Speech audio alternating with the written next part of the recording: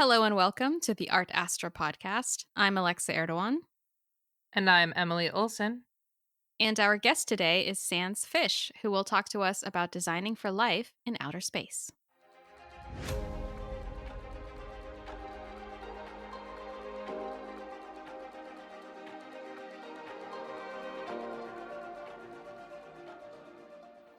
Sans Fish is an artist, designer, and technologist passionate about crafting human experiences. Working across the fields of graphic, industrial, and interaction design, he creates human centered works that prioritize agency, exploration, and creativity. As a founding member of the MIT Space Exploration Initiative, Fish collaborated with astronauts to identify opportunities for agency and creativity in zero gravity. He has taught at MIT, Northeastern University, and Parsons School for Design. He currently lives in Seattle, Washington. Awesome. Welcome to the show, Sans. Thank you so much for your time and for being with us here today. Thank you so much for having me.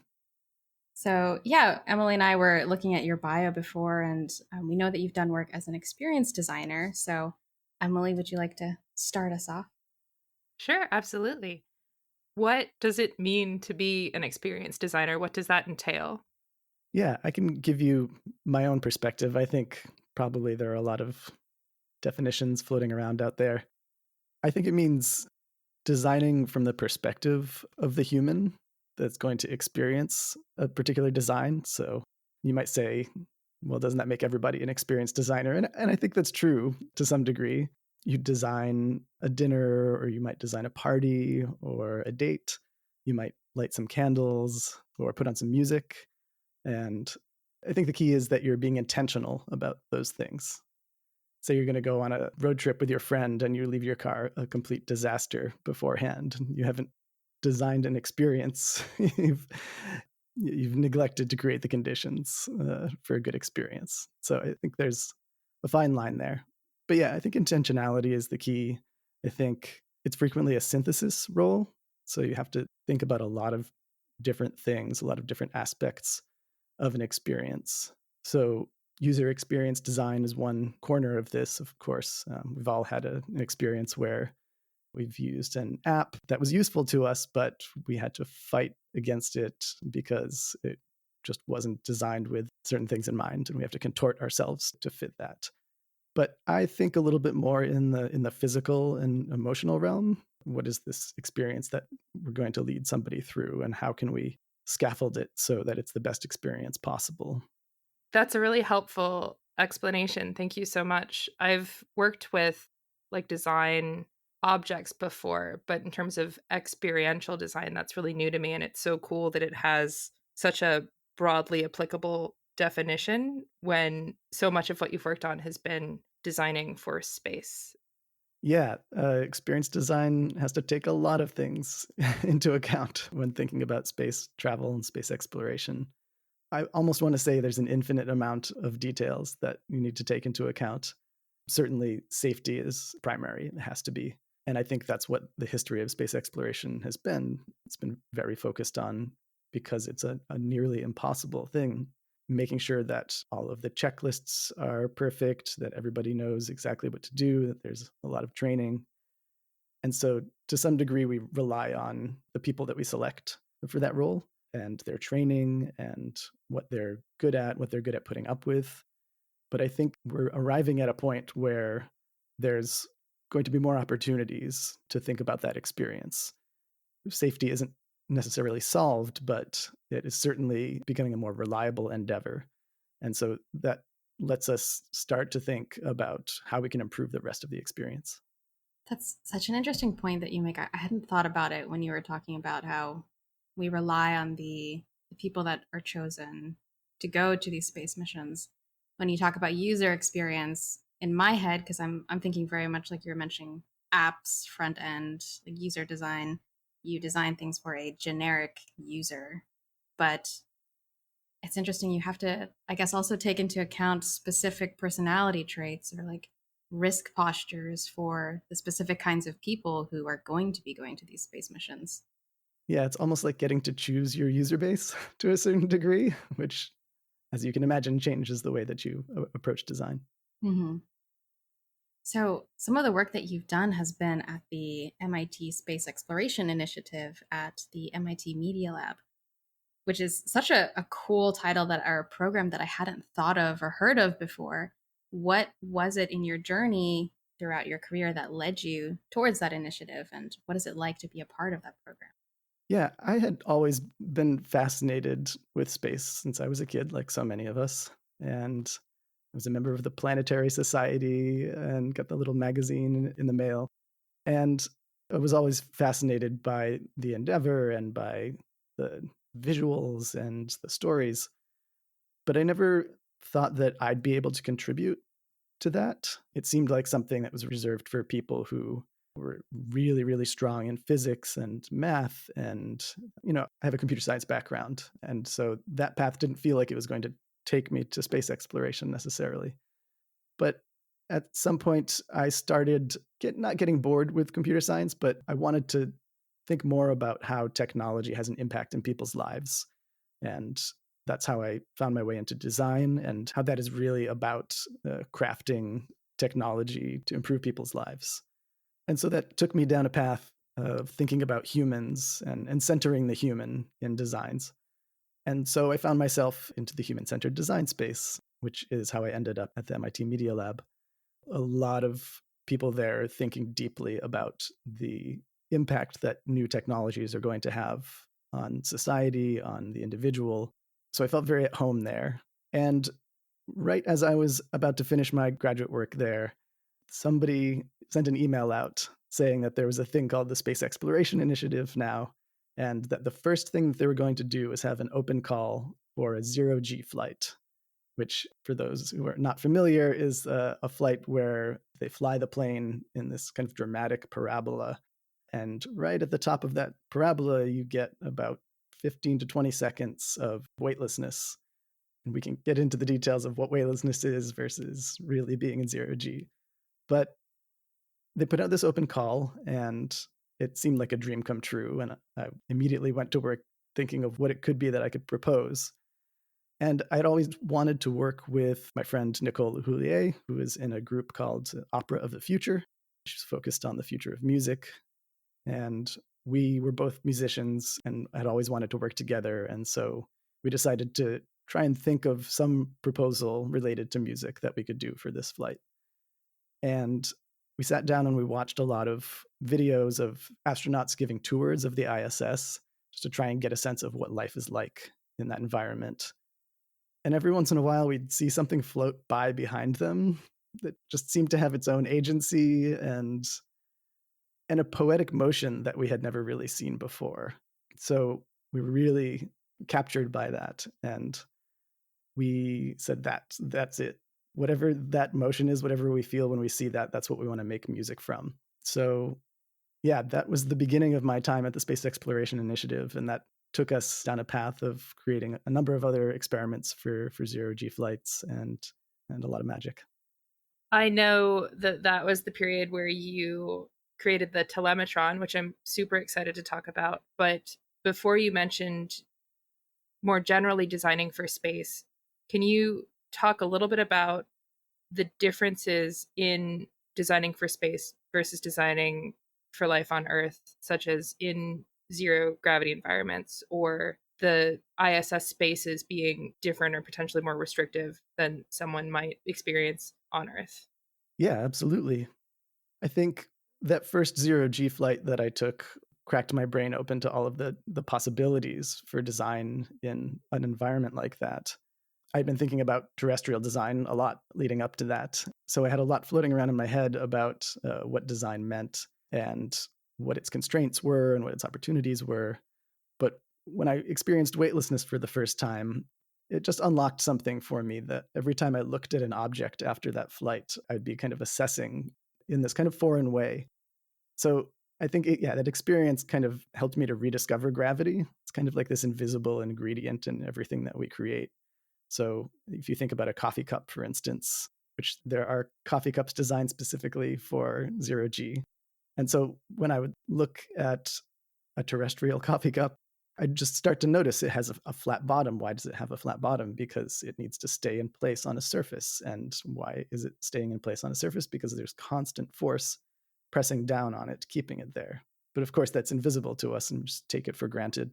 And so as I started looking around at different objects, started immediately trying to imagine what they would be like in zero G. This comes up in a lot of workshops that I do. In one of the workshops, we talked about what people would want to bring to space with them. One of the participants said that they wanted to bring their cat, that they would never want to go to space without their cat. And so we thought about what the litter box would look like in space. And as you can imagine, if everything floats, things get complicated very quickly. So I think there's a lot of surprising considerations and ways in which things transform for that environment. I guess the other thing to think about is that you largely have to imagine it when you're doing your design exercises. You can't really go there, but of course, the next best thing is to talk to people who have been there. And so I've had the privilege to interview a number of astronauts as a way to understand where the opportunities are for designing in space. And they have a lot of intuition. I think being in zero G gives you like an embodied knowledge that's hard to get otherwise. And so when you're designing for space, you really need to rethink a lot of your assumptions. So there are a number of different gravities. So I'm going to default to talking about zero G because I think it's interesting because it's the most extreme version, the absence of gravity. We can talk about the moon and how it has 1/6 gravity, and Mars has different gravity, and all of those considerations change how you would design for those environments. But in zero G, the walls can become the floors, can become the ceiling. And so you have almost like a 360-degree consideration suddenly, whereas you might have only been thinking in 2D before. Does that sort of expansion of possibilities for interfaces, does it become like restrictive at all? Because now there's so much more that you have to think of, or is it more like helping to expand the imagination when it comes to designing experiences? I think it's a bit of both. I think the safety concerns alone are inherently restrictive and for good reason. But at the same time, the absence of gravity opens up a lot of opportunities that we might not have considered before. So it's an interesting tension because you have this environment where it's very important that particles of food or screws aren't floating around because that becomes an inhalation hazard. Or, for instance, there's a story that I believe is true that they lost an iPad on the ISS for like 2 months. And one day it just kind of floated out and down the hallway. And it was because you certainly can't put things in one place and expect them to be there. So there's a lot of discussion we can have about Velcro and the ways that you adapt to this constraint or freedom. But the iPad floated behind a cabinet somewhere and just found its way there and then was just agitated out of that position by something. So there are both constraints and opportunities there. That's fascinating. I hadn't heard of the iPad incident. I'd heard of the tomato, that they were doing experiments on the tomato and they'd misplaced a tomato, and there was a very limited pool of suspects as to what could have happened to it. And then they found it months later. Yeah, it's that everyday, almost mundane set of strange happenings that makes it so magic for me. Absolutely. And also thinking of operating in space, and you've touched on before your musical background and your project in the open call. I'm so excited for you to tell us about the Telemetron, or designing for a musical experience in space. Yeah, honestly, it's one of my favorite projects that I've ever worked on. And it was done, like I said earlier, in collaboration with Nicole Lehoulier. We saw that poetic motion that an object could have in zero G. And we tried to think about how we could embody that in an instrument somehow. We wanted to capture that motion. And we also wanted to rethink the musical instrument because there are a lot of conventions, of course, and we get a lot of questions about whether normal instruments would work the same in space. And generally, the answer is yes, inside of an architecture. So that goes for guitar strings, which are going to vibrate roughly the same, but it doesn't go for things like pianos. So pianos have counterweights that guarantee that the key will return to its original position. But of course, counterweights don't work in 0G. So there are a lot of different considerations. And again, gravity becomes this ingredient that you never really thought was part of the design in the first place. So we wanted to try and throw out a lot of our conventions for musical instruments. So when we started designing it, we designed it with motion in mind. We thought about wind chimes, and there have been some wind chimes somebody designed to take up to the ISS.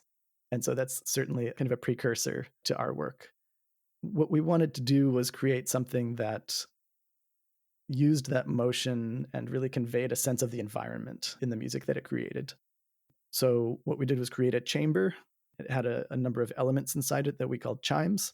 They were really electronics that were measuring the different rotations of those chimes. So you can imagine a rotation happening in X, Y, and Z. And so those chimes were just constantly, I'll say, singing out their X, Y, and Z coordinates to a nearby computer, which synthesized them into musical notes. And where it gets really fun is once you've got the motion and you map that to different types of sounds, you can be really creative in the ways in which those motions impact the sound. And again, you get into questions of whether or not you want to rely on musical conventions or really get crazy. I think I chose a little bit of the latter in some of those. And did you test this in the parabolic flights before, or how did you build this on Earth for a 0G environment? Yeah, it goes back to having to imagine how things are going to behave, right? So we would have to do tricks like obviously we could rotate the chimes around to test if they were working, but I would put them on the end of strings and try and whip them around and not hit the ceiling and try and get a sense of how different types of motions would impact the music. And so in some ways we were trying to craft the sounds of the instrument based on what we could replicate under 1G. And that alone was pretty fun and fascinating. Having a musical instrument that responds to movement is fascinating. I think that it got much more interesting when we got up in 0G flights because it was the first time that we were ever able to see what it was going to behave like. And Nicole likes to talk about it as a dance between a human and a non-human. And there is a body language that is new in 0G as well. You're subject to the same physics suddenly as this other object. And so it is a bit of a dance. And that body language is something that we could only really start to develop once we were on the 0G flight. And so playing around with spinning it and letting it go and letting it just rotate in front of us was fairly magical and something that we couldn't have done under 1G. And moving your body while holding the instrument and kind of contorting yourself in order to perform it was fascinating. And so there was a lot that was revealed about the instrument once we were able to play it in 0G. As you're talking about the design process for it, it sounds like you had to sort of unlearn a lot of assumptions or like deconstruct how a lot of these instruments are physically producing sound and helping produce music with human interaction. After creating the telemetron and flying it, has that design experience and the experience of playing it in orbit, has that given you any sort of new perspective? Has that made you rethink how you make music now as a musician on Earth? Has it inspired you in any new ways or like shifted your perspective at all? So I was showing the telemetron at the Dubai Design Week at one point, and a large part of the population was kids being brought in from school to see all of these amazing designs that people had created. And one girl hung behind the rest of her group and came up to me and said, "Have you ever thought of what sheet music would look like for a musical instrument like this?" And my jaw dropped, and I haven't stopped thinking about it since. This 8-year-old girl thought about an aspect of an instrument that I had created in a completely different way. So yeah, it really has had an impact on how I think about terrestrial music and the constraints that gravity places on it, but also the opportunities. I've worked on some similar instruments since that allow you to use your body motion in order to impact the sound of a synthesizer or a guitar or what have you. And so there are definitely things that I brought back from that experience that have impacted how I think about music. As you were explaining how it worked in space, I was also wondering how you were composing music for this instrument, or if that was wound up in the process of experimenting with it in different settings. Yeah, we largely didn't try to compose anything beforehand because we didn't want to constrain things ahead of time. It was a real gift to be able to experiment and let the instrument kind of tell us how it was supposed to be played in a way. Talking more about some of your other projects, could you tell us a little bit more about the astronaut ethnography project and how that came about, how it evolved over time, what it really entails, all that jazz? Yeah, I mentioned earlier that we have a hard time designing for space because we can't just hop on a plane and go there. And so one of the next best things is to talk to people who have a deep and embodied experience of that place. And that was a lot of what my graduate work was related to, was doing design research to understand communities that have unique needs. And so we started to think about how we might interview astronauts to understand these environments better. And what we decided was that the population of people who have lived on the ISS for any amount of time would be an ideal population, because while there's a lot of super fascinating stories from the shuttle and other space stations, relatively speaking, there have been a lot of people who have lived on the ISS. And so we started reaching out to our friends in the community, and Katie Coleman, the astronaut, was somebody who was a friend of the Space Exploration Initiative. So she was the first astronaut that we were able to sit down with and actually ask all of our most fascinated questions about this environment. And it's funny because you can study this stuff, but really never have a deep sense of what the experience is like. And so we started asking a lot of questions like, what did you do on your time off? And what things happened to you that you didn't expect when you trained to be an astronaut? Another question we asked was, did the station feel like home to you? And so when you're thinking in this mindset of an experienced designer, you really want to know and have a rich sense of what that experience has been like for them. And there are a lot of stories, of course. A lot of them are very human, I think. You have a very small group of people that you have to be in close quarters with, and that has strains, of course, but also forms really strong bonds. You have to rely on each other. So there were a lot of things that we learned about the interpersonal life in space. Some of them were just practical, like if the toilet breaks, it's really embarrassing to have to ask your friend to come over and help you fix it. I won't paint any more of a picture of that, but the degree to which you begin to rely on your fellow astronauts is much more significant than I think I had realized before. So we began to speak to other astronauts that Katie was able to connect us to.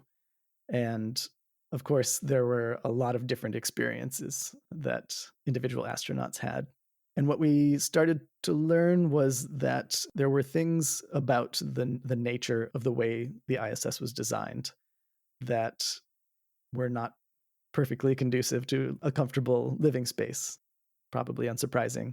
A lot of them talked about how it was like camping in the office, or how there are no seasons in the ISS. Temperature is always at exactly the same temperature, or give or take a little bit. And it's very much like a lab environment. And so a lot of equipment, a lot of stark white walls, probably not enough windows. And so we started to learn about all of these different kind of qualitative, experiential aspects of life on station that had a really big impact on the way people behaved. And one of the things that I'm the most fascinated about is how design choices translate into how people behave. So, for instance, they wanted a sensory refresh if you're always hearing the same constant hum from the life support systems, and there's a lot of white noise, and it's always the same temperature, you start craving this kind of sensory refresh. And so they would go to places in the station where there was carpeting from a really early module, and they would really appreciate that tactile experience. And there was also one of the modules that was painted salmon pink, which I think a lot of people questioned when that was being done on the ground. But because it was such a unique and interesting and stimulating color, it ended up drawing people there. It was like a unique sensory refresh for them. That was also one of the places where there's a table. And so the design of some of these mundane objects really helped to craft the experience and the social experience. So it became a gathering place more than a lot of things. And I always think back to a story about when the first mission went to the ISS. And the first thing that they needed to do was sit down and do some work, do some paperwork. And they realized that nobody had included a table. That just wasn't part of it. And for a project that's so gargantuan and seemingly impossible with so many different considerations, you can understand how that might fall down on the list of priorities. But what he did was go and find some spare parts and build himself a table. And I love how that was one of the first things that was crafted up there, that you can be creative and resourceful in this environment, even when everything is so rigidly defined. In our previous episode with Justin Walsh, who's an archaeologist who studies space archaeology, he mentioned the table specifically when we were talking about what we wish we could conserve after we lose the ISS because of how significant it was from a social and also just a habitat aspect of something that was needed and built entirely in space. Yeah, I think that particular table, the makeshift one that they made originally, is now in the Smithsonian. But of course, there have been a number of tables and other social objects that have taken hold up there. So I do hope that they save as much as possible. Yeah, after all of your interview experiences with these different astronauts, I'm sure like with each interview, it paints a new picture of what life is like up there from the people that are actually living it versus what it was intended to feel like. How did those interviews sort of evolve your creative understanding of the space from both like a human perspective and also from a design perspective? What are some additional things that these interviews revealed as the project sort of continued over time? Yeah, some of the things that were described to me gave me a better insight for the physical environment. And I feel like we typically think of nature as kind of ending at the atmosphere almost, as if it's purely an earthbound thing. But there are physical experiences in zero G that you can't have on Earth because the 1G of gravity is kind of blunting a lot of these smaller forces. And so when that's removed, you get all of these other different phenomena that start to appear. Nicole Stott is one of the astronauts that had a creative life on the station. And she described the first time that she tried to watercolor paint in zero G. And there are a lot of accounts of this out there, but the part that really got me was she said that she dipped her brush in water and she went to paint on the canvas. But before her brush even got to the canvas, the water started reaching out for the paper. And that gave me chills, just that there are these phenomena that heavily implicated in creativity that we just can't have here. And the fact that there's a whole world of creative experiences to be had off world is endlessly exciting to me. Absolutely. I know that there's a couple of videos on YouTube of Nicole painting in space with the watercolor that I'll be sure we include in our show notes. And also, we were so keyed into your conversation about the telemetron, we will absolutely be including YouTube links for our transcript as well. So everything we've been talking about will be in the show notes. Excellent. Could you also talk a little bit more about how you have utilized data analysis to combine space and art in some of your projects. I'm thinking initially of your Ghost Planets piece that was featured in the 2014 gallery show of MIT's Art of Astrophysics competition, for example. Yeah, that was one of those projects that I needed to be a side project because everything else I was doing there was so heavy that side projects tend to save you sometimes. I was, of course, taken with the fact that there was even an art and astrophysics show and really wanted to participate in that. It's just a great creative prompt. So I just walked into the MIT astrophysics department, just kind of cold called them, showed up, and started asking around to see if anybody had any data. I was doing a lot of data visualization at the time. And I was just curious to see what kind of data is out there about astrophysics. I know that there's a lot. I know that we do a lot of experiments and create a lot of spacecraft to gather that. So they told me about how we find exoplanets. And typically, how you do that is a star is too bright that it kind of makes it impossible to see the planet circling around it.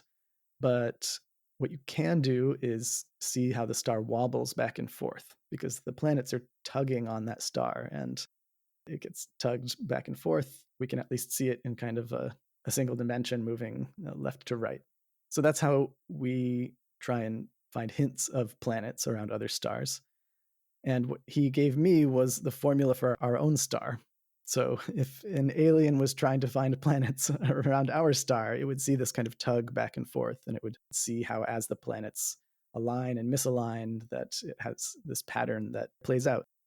He was generous enough to give me that, and I was able to run that formula over 1,000 years just to see exactly how our star would wobble back and forth. And I plotted that sway back and forth on kind of an X and Y axis, with Y axis pointing down and representing time. So it was an exercise in mark making, really, just with a lot of steps in between.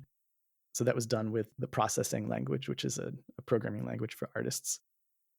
I think it's fascinating to try and reveal what's hidden in these data sets. And I don't think this was ever, a way that they thought that this would be used, but I think that's some of the power of the creative arts interacting with science, is that you can reveal these patterns in surprising ways that might not have ever been pursued as a scientific pursuit. So there are ways of engaging with these scientific products that can be very creative and also very revealing. Yeah, no, that's such a great point. It's something that I feel like we keep coming back to in several episodes.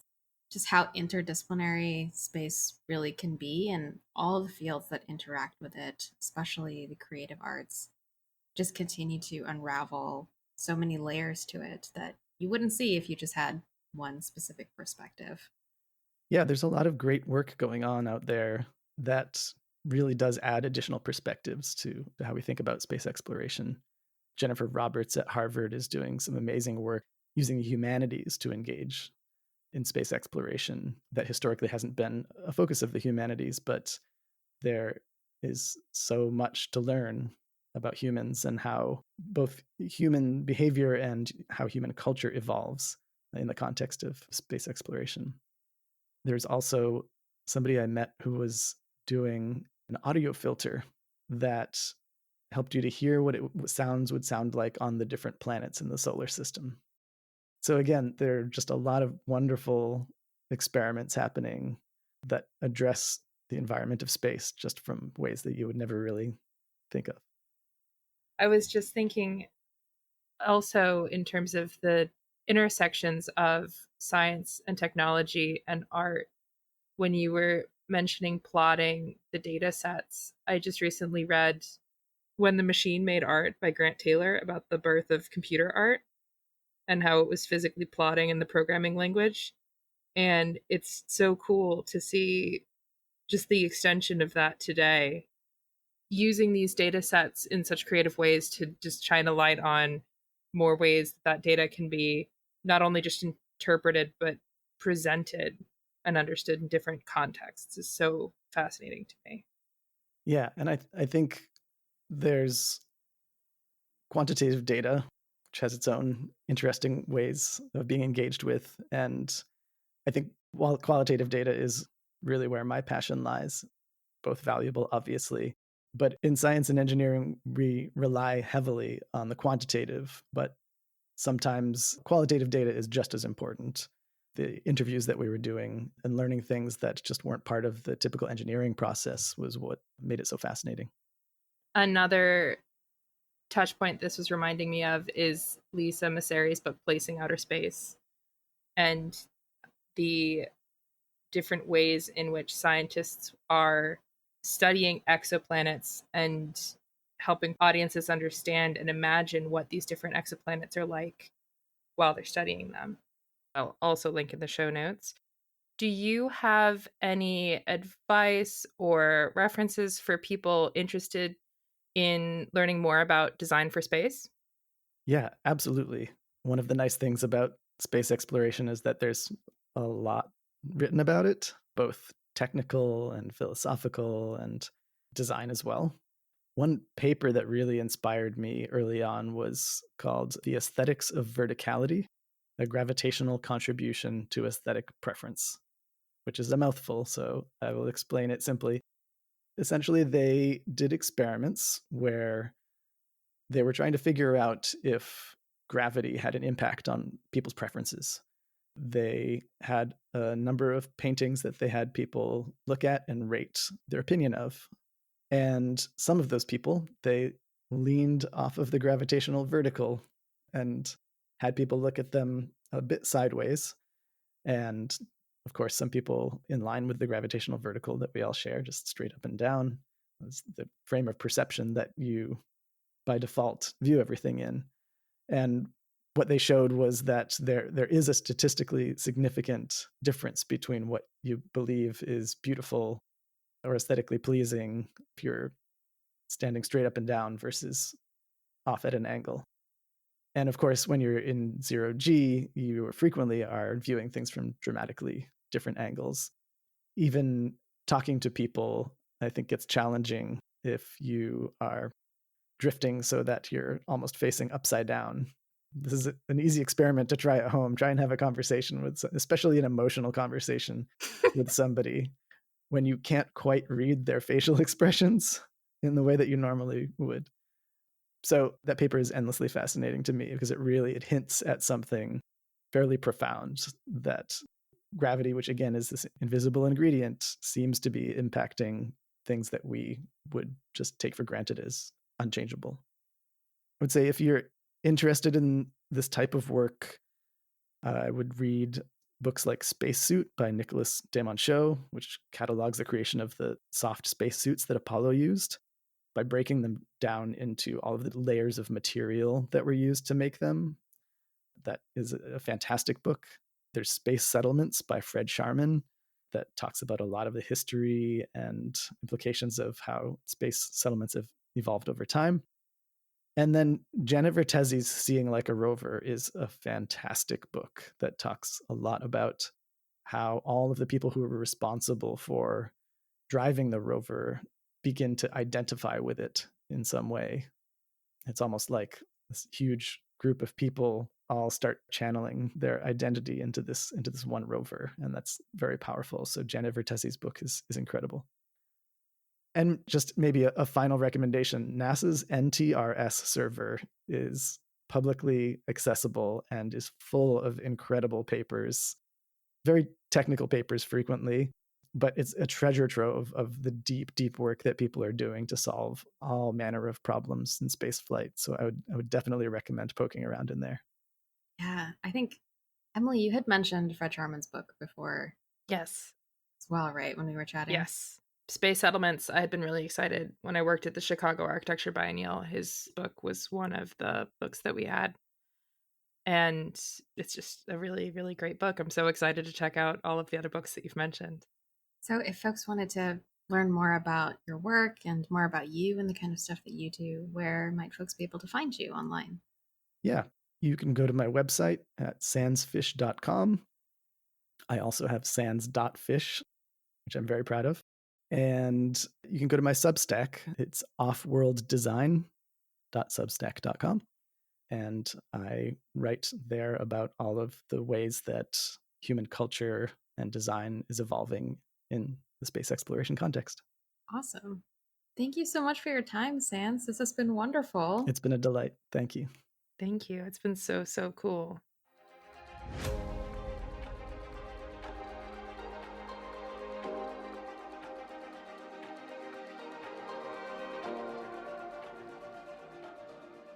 Thanks for listening to today's episode. As a reminder, all episode transcripts are available on our website at artastra.space. Show notes, including text references such as the scholars that Sans cited, are available on there as well. As ever, if you enjoyed listening to the show, please give us a rating and consider leaving a review on whatever platform you listened. This helps others find our podcast and spreads the word. You can also follow us on social media at Art Astra Podcast.